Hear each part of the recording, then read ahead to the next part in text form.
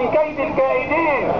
آمين يا رب العالمين. والكلمة الآن مع الأستاذ الدكتور مصطفى شلبي، نقيب أطباء الأسنان بدمياط وأمين عام لجنة التنسيق بين النقابات المهنية، فليتفضل. عارفين بص عامل ايه؟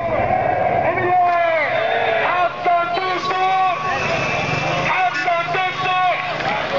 عيبة الشرعية ومجلس الشورى 100% حتى الدستور عيبة الشرعية ومجلس الشورى 100%.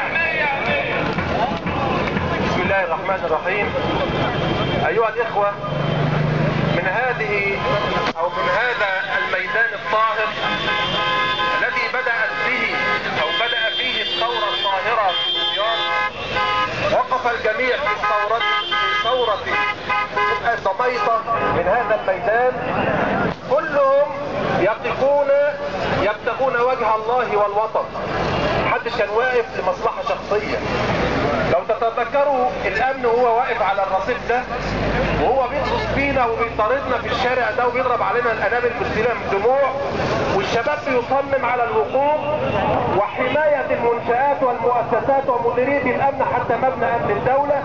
الكل كان واقف لله، الكل كان واقف عشان مصر، لا غاية لا مصلحة شخصية. واليوم نقف من اجل مصر ومصر فقط، من اجل حماية الشرعية، من اجل تأييد قرارات الرئيس الذي انتخبه الشعب. اتدرون يا شعب دمياط، بالدول الغربية من يطعن في الخيار الشعبي، من يطعن في الخيار الشعبي بكلمة او استهزاء او موقف يفقد مستقبله السياسي. اما في قنوات الفلول كالشتيمة والاستهزاء بالرئيس المنتخب من الشعب مثل اساتذة اللب، كفر